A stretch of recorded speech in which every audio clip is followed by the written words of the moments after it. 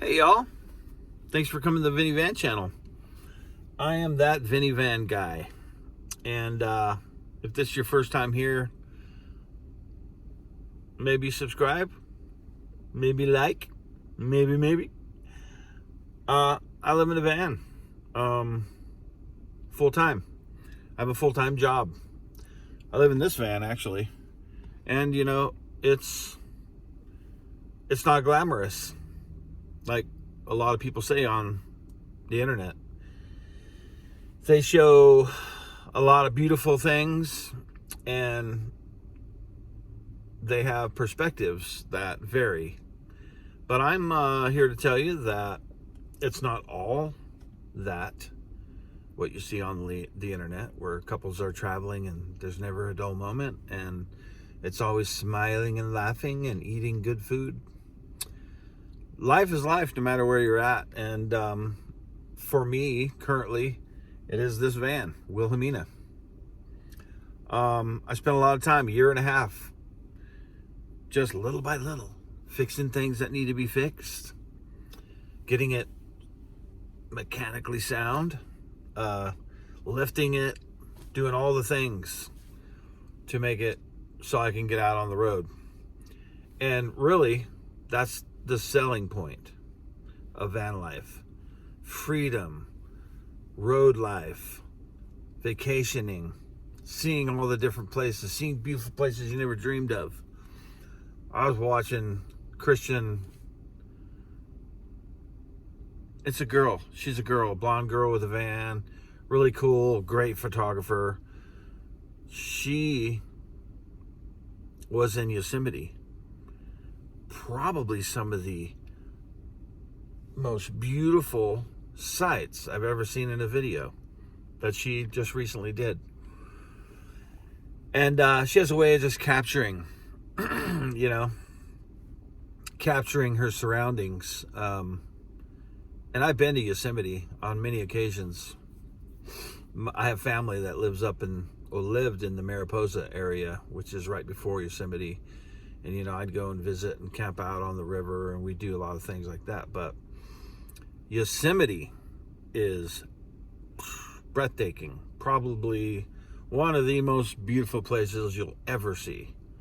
Just gorgeous. Rivers, just waterfalls, beautiful mountains that we all have seen via, our Apple updated, what do you call that? Operating system pictures, like Half Dome and those kind of things. It's not that glamorous. I mean, I spent almost 5 months traveling around, spending all the money that I had saved up very quickly due to the gas prices, due to just all the things I was going through, having to go back and forth to Texas, back to the Bay Area, all throughout Idaho, And now I found myself, almost 6 months ago, I found myself, with only a couple $1,000, $2,000 or $3,000 left. And I thought, what am I doing? Can I keep doing this? You can't look at YouTube as an income. It's not. It's very hard to make an income on YouTube. So it's not feasible to count on that in any way unless you're already making the money. It's very doable for someone who can be consistent and make good content and focus. Even if it's not great content, you could focus on certain aspects of a channel and have success if you're consistent. I've learned a lot in the last 6 months. And, via closing my business down in Texas of 10 years and driving away with less than $10,000. I drove 15,000 miles in 3 months. I just about went through a brand new brake system on my car. I had it done before I left, and when I went back to Texas, they were making noise or doing something. They needed to replace the rotors and the brake pads and everything. They said it was just due to heat and drastic temperature changes. I'm like, yeah. And they looked at the mileage and said, 15,000 miles in 3 months. That's a lot of miles.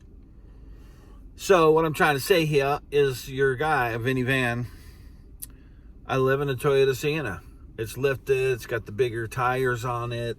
It's got, I put some, truck bed liner on the hood and the front, the bumpers and the side. I have the rack system up on top with my storage that's not there now, but a solar panel as well. I have the Max fan. I have batteries. I did a swing away hitch so that I can tow something and have a spare tire and a table and a cutting board all on the back. It's beautiful. It's all very doable for living on the road. I have some cabinetry inside that was built, a base, a floor, a subfloor with insulation, window coverings inside, fans, TV. I have a refrigerator that I took out because it used a lot of energy. And so I have a cooler I put ice in. But now I regret taking it out and using the cooler, because I love being able to plug in and have my batteries always charged. I would have my food always cold. I just didn't take into account that I would have a regular place to park and plug my van in, because I have a shore power plug and all I need is an extension cord. And I plug in, it charges my batteries every day. They're always topped off. They're always ready to go. Just in case I gotta take off, I'm ready. But I'm not a minimalist, and I don't have a lot of money. So we put that together. You need a job, and you need to be happy where you're at least be somewhere that you can do the trips that you want to do. And that's kind of northern Idaho. What can I say? It's been very cold. It's been rainy and lots of snow this winter, but we're coming out of it. It's the busy time of the season for my work. I'm a barber. It is a great situation that I'm in for somebody that doesn't think like me. What I'm saying is, I'm a nomad. I've always been a little gypsy. I've always wanted to go somewhere, wanted to be somewhere else. It's like having destination disease, like over there is going to be better. This place doesn't quite do it for me. I want to go there, or I need to just get down the road and run into something. I always have a particular feeling inside that I need to be moving. But I'm also, experienced in life, and I realize that I have a lot to do here. I have to save money. I have personal things that I need to do for my health. There's a lot of things that need to be in place, in life. And so when we turn on our TV and we go to YouTube, or our phones, we go to YouTube and we watch these beautiful videos that people are out there, and they're making these great videos, and they're smiling, they're having fun, and they're showing the glamorous side of van life. They're really not telling you the whole truth. And we've seen videos like this that, that's all a bunch of hogwash, and none of that's true. It's really just super hard and lonely and depressing. And that could be true too, because everybody is different. Everybody's different. Some people literally go crazy, get depressed, have mental illness because of living on the road alone, forcing themselves into a situation because of what they see on YouTube and how they understood it. But they get out there and they realize, man, I'm alone, I'm tired, I'm bored, I'm lonely, I can't make up my mind about anything, my brain's going nuts. They find themselves in a very bad mental spot. I kind of felt that, but I still yearn for it, even though I realize now that the emotionals and all the things and the mentals that were happening with me weren't due to the fact that I was alone. It was more because I wasn't used to being alone. I had a transition period and some things that need to be lined up in my head, in my brain, about where I was at in life, why I was currently there, what I planned on doing in my future, some questions that hadn't been answered. And so I'm just saying, I'm a full-time van lifer. I did the work. I pretty much have everything a person would need, and then some, in order to go live on the road. Sometimes we don't take into account the fact that we need extra money. Like, it's not just you need gas, you need food, You need to sometimes take a shower, no matter how you do it, whether you pour a gallon of water over your head or you got a gym membership or whatever it is. We don't take into account that there might be a period of time where you need to get the van fixed. Something goes on. And let me tell you, I had something going on with the front axle. It was leaking and I had to go in. It was $400. Just like that. Then they found a leak. That was because of the engine out job that I did that paid $4,000 for in order to get the whole timing chain and all the work done, where they went through my whole van. But they put it back in and did not make sure that the timing chain cover was completely sealed. So I have a very small leak and I have to add oil every so often. Check the oil, make sure it's add, half a cup or something, if that. So it's not that big a deal, but it is to me because I'm crazy. I got to have my car running good. I don't like seeing drips, And so there's things you got to work out. If you are a type of person that's super lighthearted and super, let's just go, man, let's go. If you're that guy or girl, cool. I think it's great to be young or young at heart and just be ready to skedaddle. That's my mom used to say, let's skedaddle. Let's fly the coop. She used to say, my grandma used to say that. These old sayings that are basically, they just mean, throw caution to the wind, let's go, baby. And I realize a lot of people are like that. And they absolutely can just throw a bag in the car, a piece of foam, like I say. That's van life. That's real. That's real. Responsible van life, being responsible and doing it right, is having a surplus of money, having all your needs already taken care of in the van mechanically, having everything you need, and having a plan. Going somewhere. Okay, we're going to Canada. We're going to go to Banff. Let's just say we're going to Banff.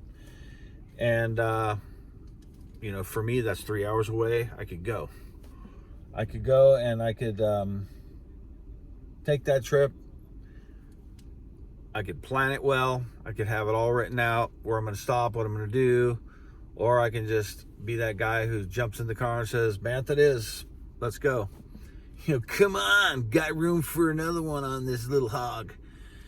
But you know what?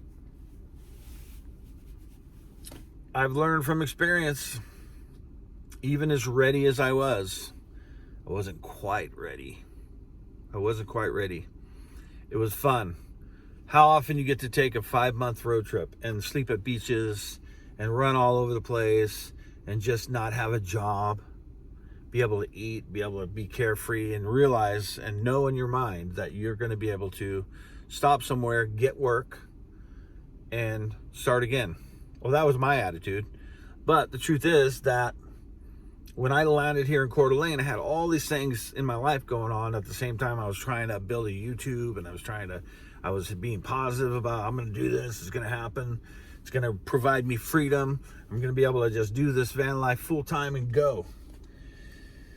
But that's not reality. I landed in Coeur d'Alene and I decided, you know what? I have to get a job. I'm too low on money. I can't get to a point where I'm completely broke. I literally got down to just a couple $100 left in my bank account or in my wallet. And I was like, okay, God, what's happening here? What are we doing? And, did a lot of praying. And it was that second trip back to Texas, thinking I was going to stay in Texas. I was going to work things out there. I looked all over Austin and all over for a job. Nothing felt good to me. I decided to head back. I was praying, God, tell me to turn around. I'll come. I started heading back to Coeur d'Alene. And I was praying the whole time, I'll turn around, I'll turn around, I'll turn around. If that's what you want. You want me to go back to Texas, stay in Texas, I'll stay. My mom's there, my daughter's there, my grandson is there, and I was ready. I slept that night in Brady, Texas at a gas station truck stop. I got up praying the same prayer, God, let me know. I'll take a left instead of right. and something told me take a right. And I kept heading to Coeur d'Alene. Wasn't even 40 minutes later, I got a phone call from a barbershop that the only barbershop that I wanted to work in was Bulwark. That's the only shop I wanted to work in. I had my information there months ago. They had no openings. All the barbers that have their businesses there, they don't leave. They build a client base and they stay for years. Everyone there has been there at least 4 or 5 years. The fact that he called me up like 40 minutes after I got up that morning and said, hey, someone's leaving. It's available right after Christmas, day after Christmas. You want it? I said, oh, I'm on my way. So I started working, started making money. Right after Christmas, I had to wait a month and a half, before I could start work. And, a lot of things happened in my life, a lot of realizations, lots of answered prayer. And I just came to the conclusion, I got to work, I got to make money, and then we'll figure out. So all this talk about the glamorous lifestyle of van lifing and, what I had in my head about van life was just not completely all the truth. So now I live in this van full time. I've done some work to it. I still have a couple things I'm going to do with the van. And I'm to a point now where this is a camper van. I'm never going to sell this van as a passenger van again. I have all the chairs back in Texas in that storage. I kept them all. Why? I don't know. I thought, well, maybe someone but I've already cut a 14-inch square hole in the top for that Max van. It's a camper van now. And subfloor, cabinets built, TV, it's all there. Storage underneath where the back 2 chairs would fold under the floor. It is what it is. It is a camper van now. And it is my home. And I'm just lucky enough to have a place to park in my best friend's driveway. His parents have a house there. It's 2 levels. It's an apartment on the bottom, a house on the top. It's 2-car garage. I have a garage to park in. I have a driveway to park in, a plug. I have my extension cord that extends to the van, 15 feet away where I park it. I can run my heater all night, my TV, my fans. I don't know what it's like in the summertime, but I'm pretty sure it's going to be cooler than a lot of other places going back that way. So all I'm saying is you can live in a van. You can be a van lifer. There's lots of reasons to do it. Many people do it to save money. And that's what I'm doing. I have the cushy van life. Yes. Yes, I do. I admit it. What is my heart traveling around? Yes, it is. Absolutely. I dream of being able to keep going. I dream of having possibly a newer, bigger van I could stand up in, or a box truck, or something that I can stand up in. I can't afford that right now. Just in the 3 months I've been working, I've only been able to save a little bit of money. I mean, it's a little bit, it's a decent chunk, but it's not what I would need in order to buy a new van and start redoing it. I would take committing to staying here long term, and at least a year of working and building some income and being able to buy that and then put money into that. Finding a place to work on it. I did find a place. Right now I have an opportunity to rent a 15 by 30 huge tall garage with a big sliding door. It's got a lot of room. I could have my own space in there, park the car in there, park a big box truck in there and work on it. I can do a lot of things with that, but that's $500 of my income. And that to me is a lot to commit to, considering my heart and my mind is saying, I want to drive away, I really want to be gone. I want to travel. I want to be nomadic. But I know what's holding me back is the fact that I don't have work on the road. You can be the person who gets a job at the, the beet harvest and the freezing of the winter, beginning winter. You can do a number of things. Amazon, I know there's lots of things to do out there, but it makes no sense for me to go and live in a field and work when, basically I could live here. I drove a few minutes from my house, from the driveway, and I'm in front of the beautiful lake and the mountains. And that's not the best picture because it's on the selfie side, but you see what I'm saying. I'm amongst the trees and the mountains and the hills and the beautiful water, and there's lakes really close, and Banff is 3 hours away, and Canada's obviously 3 hours away, and Montana's 2 the other direction, and Wyoming's a little bit further down, and Glacier National Park, and the other park where the geyser is at is down the road from there, and there's Seattle and Bend, and all the places are within 8 or 10 hour drive, which, if I have 4 days off, no problem. I get to go somewhere else, stay a couple days, and come back. I got a full-time job, and I can work as much or as little as I want 7 days a week.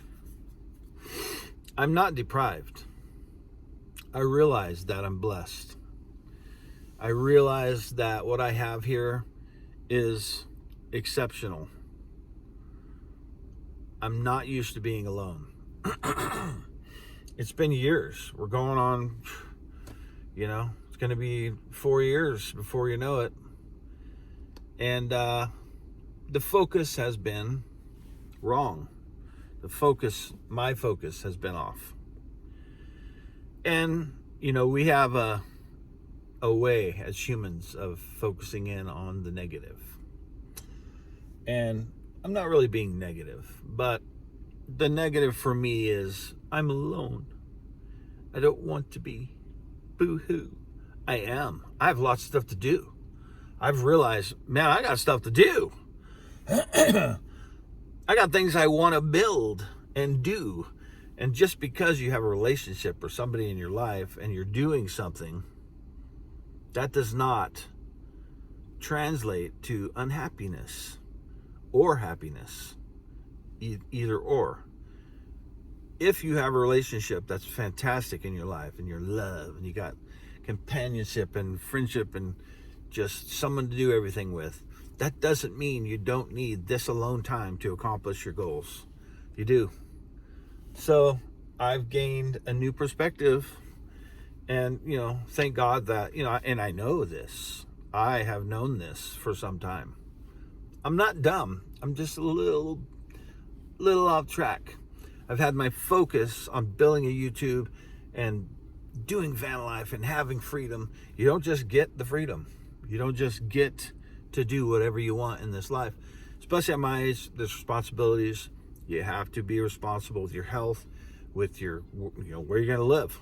I saw a guy who was in his 70s interview on a channel the other day. The lady was interviewing him. He has a master's degree. He's a doctorate, whatever. He's a scientist, basically. He works in solar and technology. He's retired now, but he lives off of his $1,200 a month. He went to school, paid, I don't even know how many thousands and thousands of dollars for his degrees. He wrote a small book. He's very on the live in the light, namaste type of guy. But he's in his 70s, and he's lived in 14 different minivans. And he's alive and happy. $1,200 a month. I'm not sure what he does when struggles come along. If the van breaks down, I don't know. But I saw a man that was happy. He was smiling. And she said, "Do you ever just get bored? You don't know what to do?" He said, "No, I got things to do. I got goals. I'm writing, I'm studying, and he doesn't spend a lot of gas because he'll find places to park and he'll stay the whole day. He's not driving around town or, checking things out. He is living his life and getting things done as a solo nomad, a solo van lifer. So I'm not really in the most terrible situation. I am blessed beyond anything that I can even fully convey to you. Yes, I have a van, and the van is fantastic. Wilhelmina is just a beautiful little bedroom on wheels. And when I'm in there laying down watching TV or doing something on my phone or laptop, I'm fine. I'm perfectly comfortable. I'm not thinking anything. Every so often I'll wake up and I'll look at the ceiling of my van and say, how did I get here? This is all I have. Where am I going? Is this it for the rest of my life? And I have all those questions. And the focus is obviously on the parts of my life, the things that aren't my favorite. But I realize that I have a lot to do. There's goals. Yes, I want to build YouTube. Yes, I believe I could do it. No, I don't know exactly what my content will be, but I am a futurist type of guy. I believe that you need to look into the future, because let's just say that if you're going to start a landscaping business, but the trend is moving fast that nobody wants their lawns anymore. So everybody's taking their lawns out. They're getting rid of their bushes, and they're doing what people do in Arizona. They get a cactus and they throw down gravel. Well, if the future does not look good for a landscaping business or a gardening business, because everybody is going the other direction, you got to start thinking about what you're going to do and how you're going to figure out to become that cactus expert. You know, how are you going to accommodate the need for gravel and cactus, or whatever else that you're planning on doing or accomplishing in your life?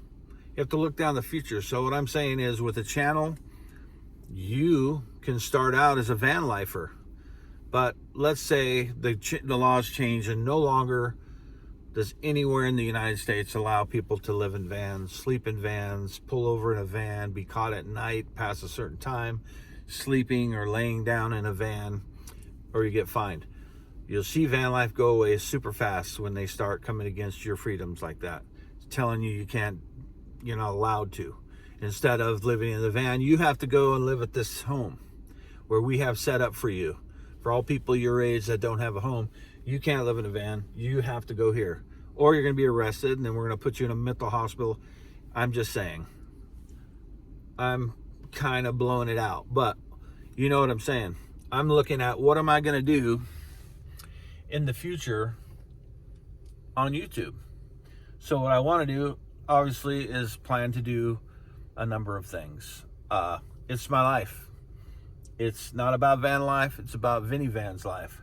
I've always said that, and I mean it in the way that I want to just be myself. Sometimes I'll sit and talk to you out of the van. Sometimes I will create a video of me cooking in some remote place, or I'll go somewhere and do something. I really have not begun to do my life in front of you.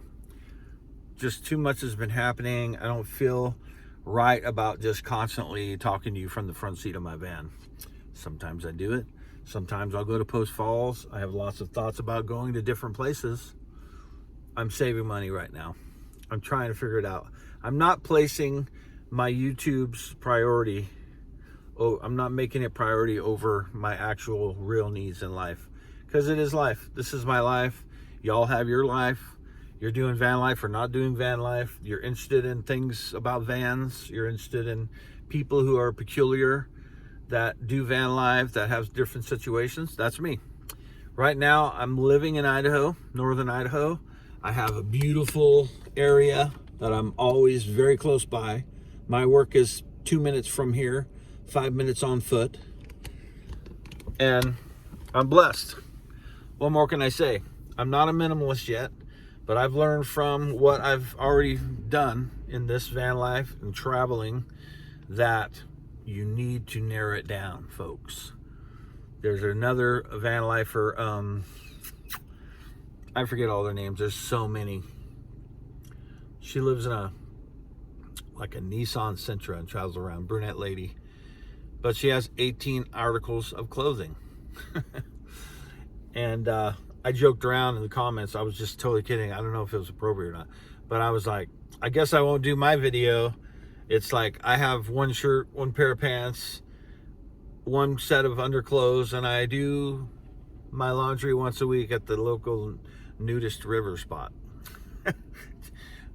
It was just funny. I would never, but clearly didn't get a response on that one. But yeah, you know, you got to do your laundry, and if you only have one set, well, guess what? You got to do it naked and wash it somewhere you can get your clothes clean. Throw them back on. Do it again next week. But that sounds bad because that would stink, right? Anyway, we're running into a half an hour. This is what you get when you don't hear from Vinny Van for a month. Hope you're interested enough to watch. And if you have, go ahead and hit the like button. If you haven't subscribed, I would appreciate it. I have a very large amount of my viewers that are not subscribed. And, you know, bear with me. I haven't even begun building my channel yet. I haven't even begun making content.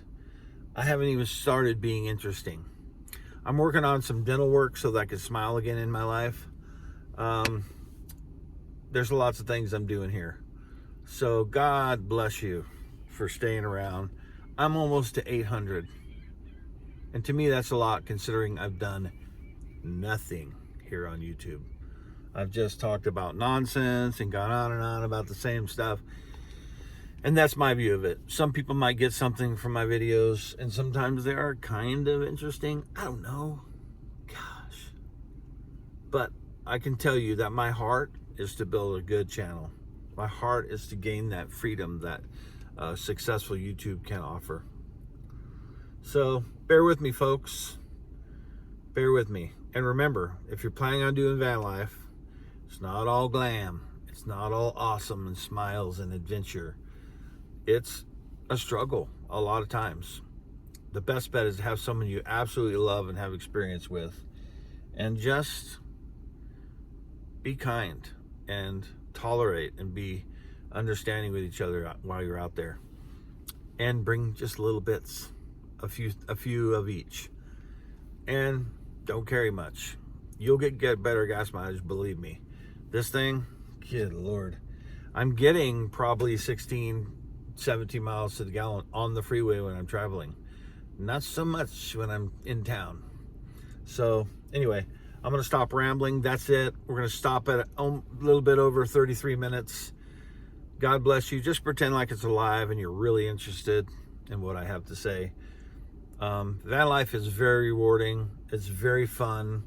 If you don't have to do videos and think about working on YouTube and you got money to spare, beautiful. Do that and throw in some videos every once in a while. But if you got to focus on YouTube like me and you want to grow something for the future, then you got to be strategic. You got to really think about what you're going to do, how it's going to play in the future, and be yourself. That's what I'm doing. You're going to find out when I get a few of these things done, after being here, making money, and taking care of some things that I absolutely have put off for way too long.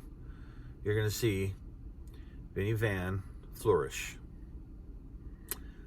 I'm not too bad a fella. Sometimes I'm goofy, but you ain't seen nothing yet. Just wait. Anyway, God bless. I'll be talking to you guys. Thank you so much for tuning in. Love ya. Anyway, I know most of you guys, I don't love you guys. Fist bump, whatever. Okay, bye.